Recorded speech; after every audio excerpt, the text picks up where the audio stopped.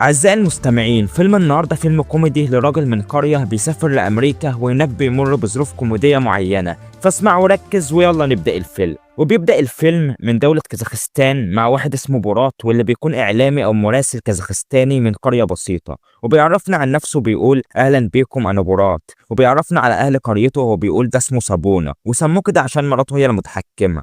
وهنا حضانة أطفال بيعلموا العيال البلطجة من صغرهم، وده مختار بونطة حداد وكمان دكتور إجهاض بأدوات الحدادة طبعا. وده بقى بيتي، دي الحاجة ربنا يديها الصحة، ودي المدام ملهاش طعم، فبتقوله ماليش طعم، أنا ماليش طعم، بنت اللي ملهاش طعم يا براد براد براد. فبيقول لها رواقي خلاص تعال. هنا بقى الأوضة اللي أنا قاعد فيها، ده مشغل فيديو ومشغل كاسيت، ودي جاموسة. وبيقول انا مراسل لتلفزيون كازاخستان ودي شغلتي، وبيكون بينقل اخبار مسابقه او مهرجان بيتعمل عندهم في البلد، حاجه غريبه كده يعني ما تعرفهاش اصلا من فصلها. وبيقول كازاخستان بلد مجيده بس فيها مشاكل، وعشان كده مركز المعلومات هيبعتني لامريكا الآن عشان يعلم اللغه الكازاخستانيه، والحقيقه انه رايح عشان يتعلم ثقافات من هناك عشان ينقلها لبلاده. وبيقول مسافر انا ورفيق ازمات. وبعدها بيبدا يجهز نفسه وبيسلم على امه ورجاله القريه وبيودعهم، وبيركب عربيه ملاكي الحصان بالشده. ومراته بتقول له ما تجيليش هنا تاني يا برات، لو رجعت هنا تاني هقطمك نصين. وبيوصل مطار امريكا هو ورفيق ازمات، وبيكون خايف من السلم المتحرك اللي في المطار. وبيركبوا المترو وبيعرف بنفسه للناس اللي في المترو، وبيروح يسلم على الناس اللي قاعده وكلهم بيستغربوه. وبيسأل الراجل ده انت اسمك ايه؟ قال له اسمي مالكش دعوه باللي جابوني. وبيروح للراجل ده وبيسلم عليه السلام اللي هو بعشم ده، فبيقول له ابعد وشك عني بدل ما اشقك اتنين، وبيقوم يهزقه. وبيجي بينزل من المترو، الشنطه بتتفتح منه وبينزل منها فرخه وبتفضل تجري في المترو، وبيطلع يجري وراها عشان يمسكها، والناس بتقول له الله يخرب بيت ابوك. وبيوصل للفندق وموظف الاستقبال بيقول له ليله ب 117 دولار. قال له خليها 85 اتفقنا؟ قال له مفيش منه الكلام ده. وبيطلعوا في الاسانسير وبراد بيبدا يطلع هدومه من الشنطه، فبيقول له لم هدومك يا فندم احنا لسه ما وصلناش على الاوضه. واول لما مراد بيدخل الاوضه بيكون مصدوم من اللي هو شايفه وفرحان بالكرسي والسرير. وبعدها بيغسل وشه من قعده الحمام وبيطلع بيتمشى في المدينه، وبيروح عشان يسلم على الراجل ده، فبيقول له ابعد يالا ابعد يالا. وبيروح يغسل الحاجات بتاعته في النهر، الحاجات ها، وبيفضل يهبل في الشارع. وبيجي يسلم على الراجل ده فبيجري منه بيقول له ابعد عني، فبيطلع يجري وراه. وتاني يوم بيستعد بورات وبيروح يقابل مدير مدرسه، ومدير المدرسه بيتكلموا عن حبه حاجات بيعملها الامريكان وازاي بيتعاملوا في المواقف المختلفه. وبورات بيتكلموا عن عيلته والقريه بتاعتهم والناس اللي فيها، وطبعا ما بيكونش كلام من العادي،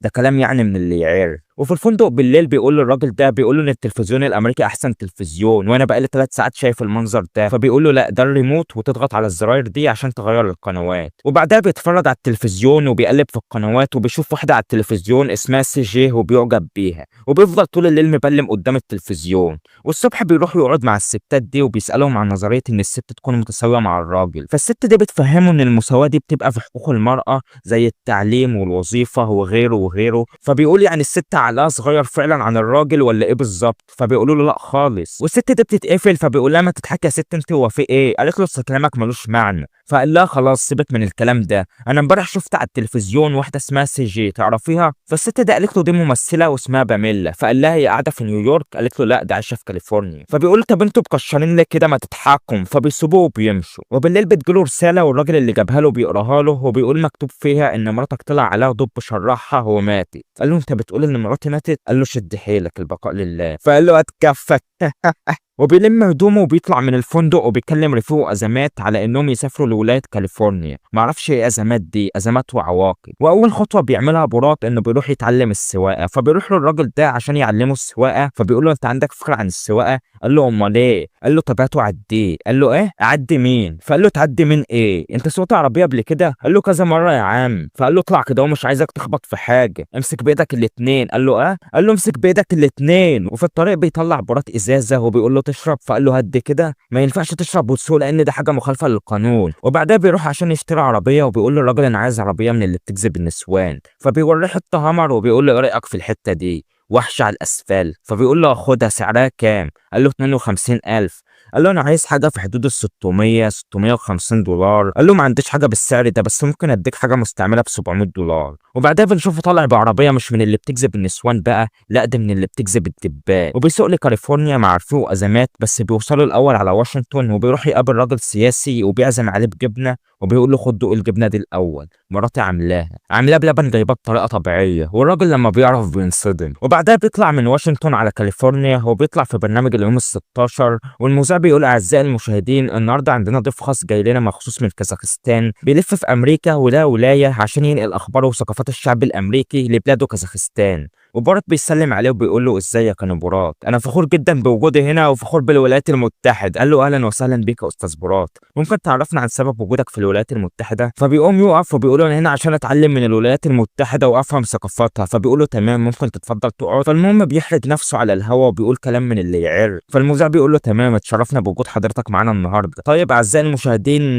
ننتقل دلوقتي لاخر اخبار الطقس. والمذيع بيكون بيتكلم عن اخبار الطقس، وبيدخل بورات بيسلم عليه وبيقطع كلامه وهم على الهوا. فبيقول له احنا على الهوا دلوقتي بنعرض حاله الطقس، وبياخده وبيطلع بره الشاشه الخضراء وبيرجع تاني عشان يكمل، بس بيفطس على نفسه من الضحك. وبعدها بيروح لمكان زي حلبة مصارعة تيران، وبيمسك المايك وبيفضل يقول كلام زينخ زيه، وبيغني لبلاده كازاخستان، وبيقول ان هي احلى واعظم دولة في العالم، وبيفضل يعك جامد في الكلام وكل اللي موجودين بيتقفلوا منه. وبعدها وهو ماشي في الطريق بالعربية بينزل يقابل الست دي، وبيلاقي معاها كتاب او مجلة للممثلة باميلا، فبياخده معاه وبيطلع بالعربية. وبالليل وهو ماشي بالعربية بيقابل الجماعة دول وبيقول لهم علمونا يا رجالة طريقة لبسكوا دي. فده بيقول له ارخي الحزام ونزل البنطلون شوية، فبيقول لهم كده. وبعدها بيوصل فندق وبيكون مشغل 50 سنت في الطريق، وبيدخل وهو مسقط البنطلون زيادة عن اللازم يعني. واول لما موظف الاستقبال بيشوفه بالمنظر ده بينادي على واحد بيجي يقول له امشي من هنا دلوقتي عشان ما تتصلش بالشرطة. فبيتحرك بالعربية وبيروح لبيت، بيخبط على بابه وبيفتح له راجل كبير، وبيكون هو ومراته اللي في البيت. فبيقول له ما عندكش أوضة لليلة واحدة؟ قال له اه اتفضل. وبيدخل هو وأزمات وبيكتشفوا ان الراجل ومراته دول يهود، وهو ما بيقبلش اليهود وبيكون خايف منهم جدا. وقرب الفجر كده بيطلعوا هو وأزمات بيجروا من البيت وبيركبوا العربية وبيكملوا طريقهم لكاليفورنيا عشان بورات يوصل لباميلا. وبيروح لمحل التحف ده عشان قال يجيب لها هدية. فبيكسر الراجل المحل بسبب غبائه، وبيقول له ما تقلقش هلزق لك الحاجات دي. قال له تلزقها ليه؟ انت كسرت حاجات ب $425. فبيدفع له كل اللي معاه، بيطلعوا 180. فأزمات وعواقب بيجي يدفع له الباقي، وبيفضلوا يتخانقوا مع بعض. وتاني يوم بورات بيفتح فيديو بيقول لنا فيه ان أزمات مشي وسابه وخد معاه كل فلوسه وجواز سفره، وما سابلوش غير الفرخة اللي جاي بيها وتذكرة عشان يرجع بيها لكازاخستان، والكتاب او المجلة بتاعت باميلا. فبيتحرك بالعربية وبيفضل مكمل طريقه لحد ما العربية بتشطب بنزين. فبينزل يكمل مشي عشان معهوش فلوس انه يمونها. وفي الطريق في شباب بيقفوا له وبياخدوه بيقعدوه معاهم في الكرفان وبيضيفوه،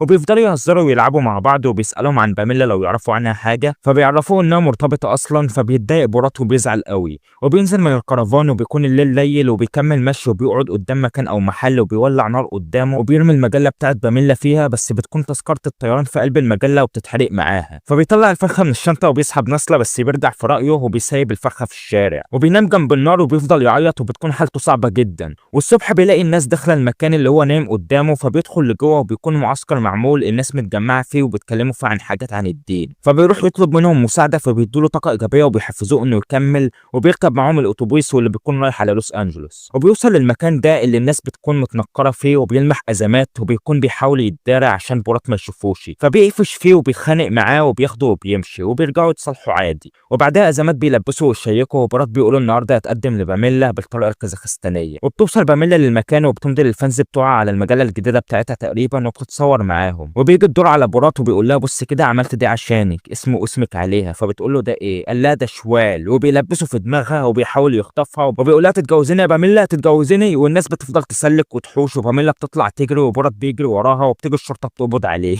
واللي بيحصل بعد كده تقريبا انهم بيرحلوه على بلده. وبورات بيصور لنا فيديو من قريته بعد ما رجع تاني، وبيقول ازيكم مرة تانية من البلد المتواضعة، لما رجعت هنا تاني اكتشفت شوية تحسينات، ولا بيكون في تحسينات ولا بتاع. بورات بس بيعرفنا على مراته الجديدة، وبيقول في الاخر شكرا ليكم على مشاهدة الفيلم بتاعي ومع السلامة. وبيخلص الفيلم على كده. اتمنى يكون الفيلم عجبكم، ولو عجبكم ما تنسوش تعملوا لايك، وان امكن تشتركوا في القناة. وبس اشوفكم في ملخص الفيلم الجاي، وسلامات.